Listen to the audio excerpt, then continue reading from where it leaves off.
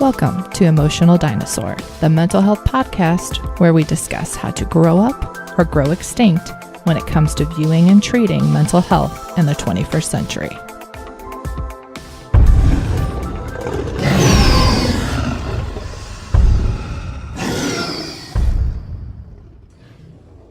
Greetings and salutations, my fellow dinosaurs. My name is Twinette Pinkerton, and I'm one of your hosts for Emotional Dinosaur.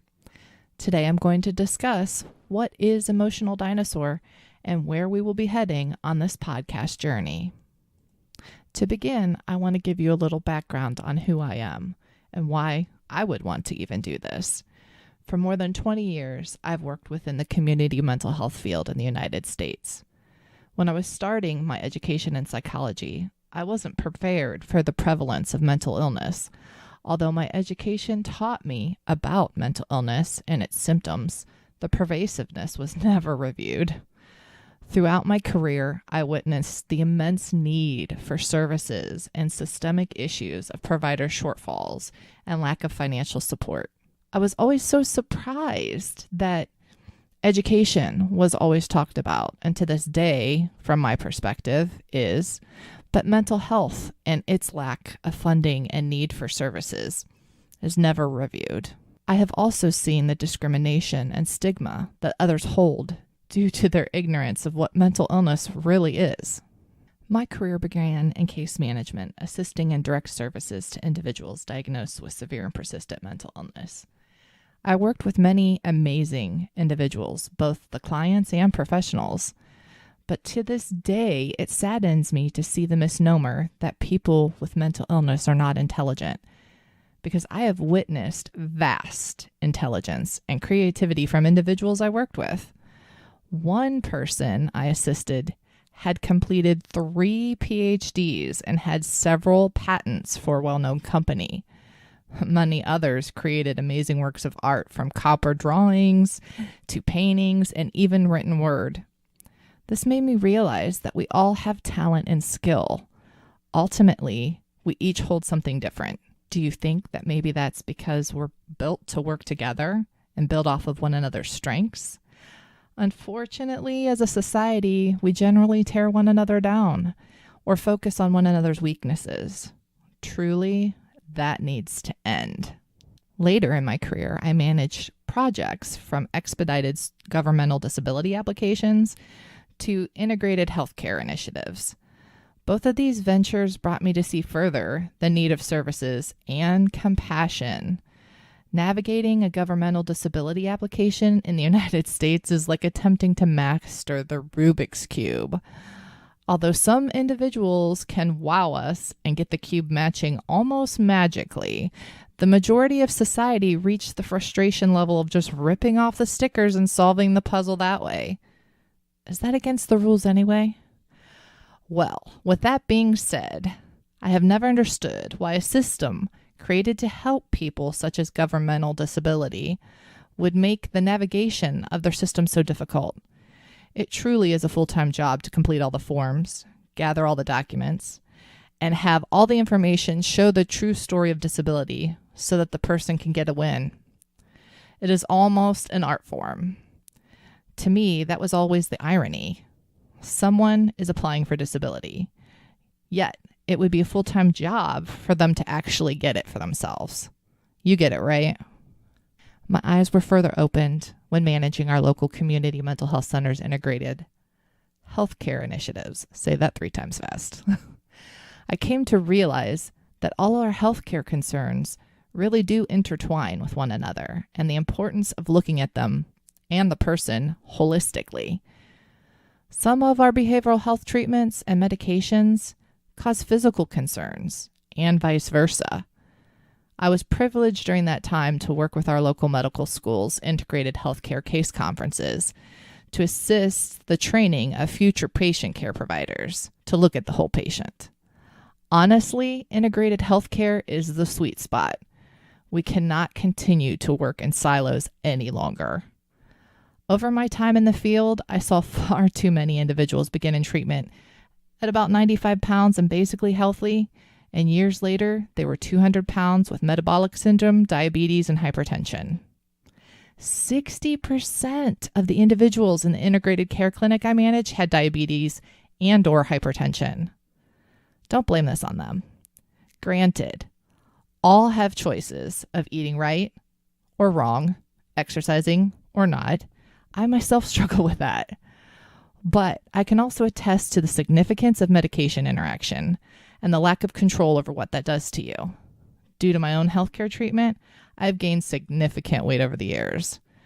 So although you do have choices, and we all make them, please consider the healthcare someone is getting that just might combat any healthy eating or exercise habits they're trying. Life is complex. There is no simple answer. We just have to weigh the pros and cons and then determine the most beneficial course of action for ourselves. I did not go into mental health for truly altruistic reasons. Like many people in the mental health field, I started my journey because of my own mental pain. Also, like many, my childhood was riddled with both physical and mental abuse. Being raised by unprepared teenagers, I grew to understand quite early how much I was unwanted and learned to attempt to anticipate their ever-changing wants to reduce the impact of their frustration with me. By the time I was a teenager, I dreamt of the reprieve of death, almost all the time, which eventually led me to a prolonged period of suicide attempts, with one landing me in the hospital. I was there for a week. During that treatment, I was misdiagnosed, and I came to realize that I was stronger than I thought, and feared for others that they did not have the same realization. Thus, I started my educational journey to figure out the root of people's behaviors, ultimately in hopes of figuring out my own family and in turn helping others along the way. I'll be honest, I've been treated by psych professionals over the last 20 years. Though through the ins and outs of therapy and medication treatment, I don't believe I ever really started getting better until I accepted the fact that I too really had a mental illness.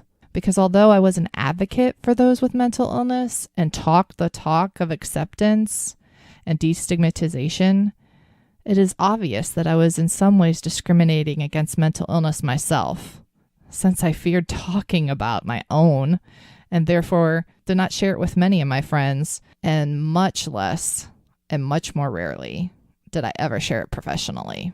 I'm diagnosed with major depression, and I've struggled throughout my life with isolating behaviors and despair. I also struggle with anxiety.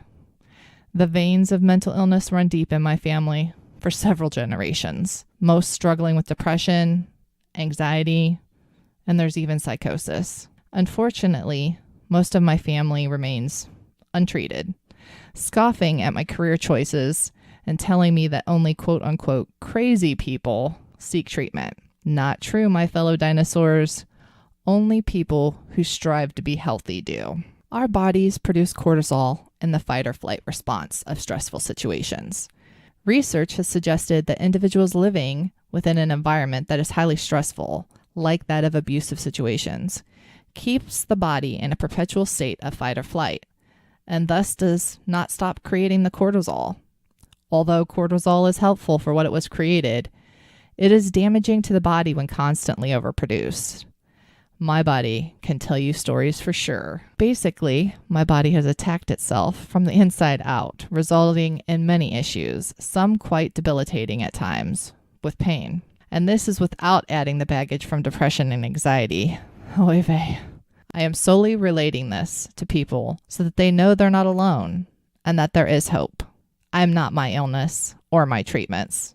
I'm a person struggling in the world just like everyone else, struggling to connect, struggling to not disconnect, and working on being healthy holistically. Daily, I work to put habits, both physical and mental, in place that will help me grow and walk positively in recovery and stability of all my illnesses to be whole.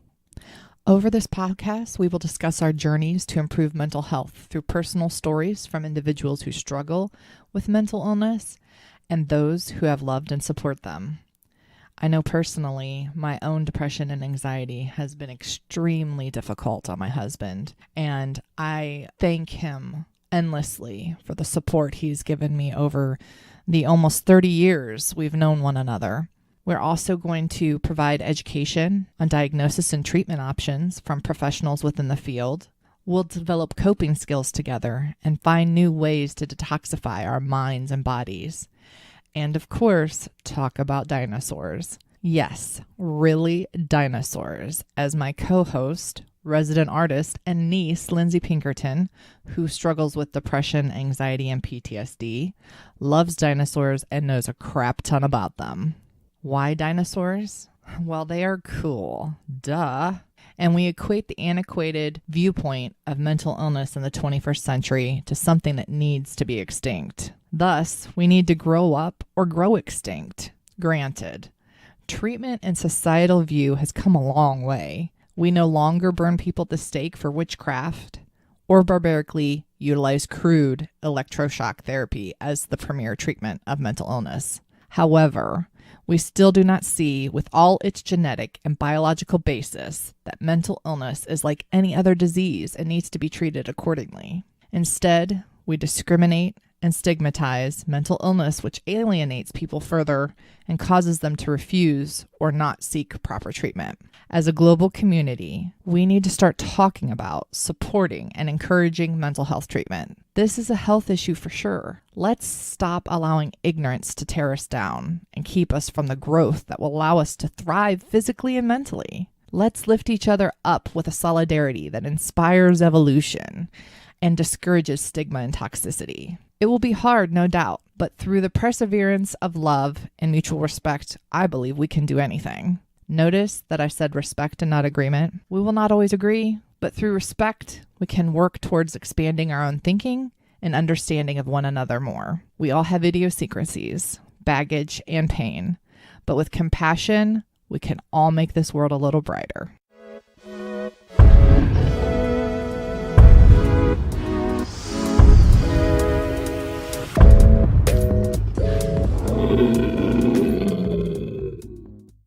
Hello guys, this is Lindsay, the second host of Emotional Dinosaur, the podcast. I'm going to be talking about some fun facts about dinosaurs themselves.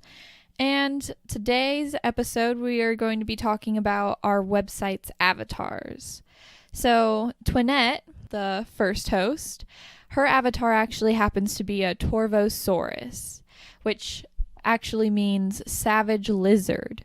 Torvosaurus is part of the species Teneri, and it's a large theropod, which are a type of dinosaur that are carnivorous and bipedal. They also range in size. The Torvosaurus, though, lived 155 to 144 million years ago during the late Jurassic, and it is carnivorous. The length of a Torvosaurus was about 10 meters, and they were found in the USA. They were also named by Galton and Jensen in 1979. My avatar would be the Spinosaurus, and Spinosaurus means thorn lizard. The species that Spinosaurus is Egypticus. It is a large theropod as well, just like the Torvosaurus. And it lived 95 to 70 million years ago, during the late Cretaceous. It too was carnivorous, though it mainly ate fish. The length, though, was 18 meters, and it was found in Egypt and Morocco. The Spinosaurus was given its name by Stromer in 1915. So some of the reasons I picked these two dinosaurs to draw for us and for our avatars. First off, I had to pick a pretty cool dinosaur to represent my aunt, Twinette. And I also needed to pick something that definitely ate meat because she loves bacon. She eats it all the time.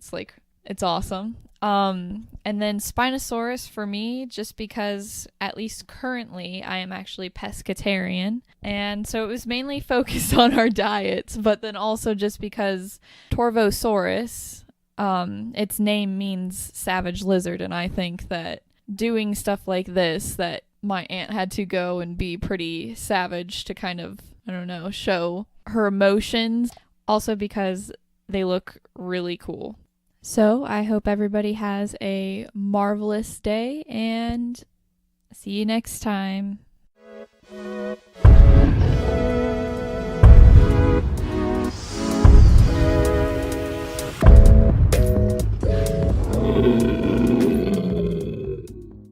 behalf of both myself and Lindsay, we'd like to thank you for listening to our introductory episode of Emotional Dinosaur. The format for this initial podcast was just to get our information out there and let you know what we plan on doing and where we're heading and why we decided even to do it in the first place. Please feel free to check out our website, emotionaldinosaur.com. It has all of our social media links, as well as a way to join the herd if you would like to join us and help support this podcast through Patreon.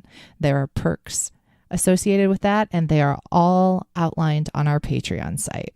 Links to our website, social media, and Patreon will all be included in the podcast description. Future episodes are going to be focusing on continuing our education on mental illness, how it affects others and ourselves, as well as working and focusing on coping skills to detoxify our lives. As always, have a great day, and remember, grow up or grow extinct.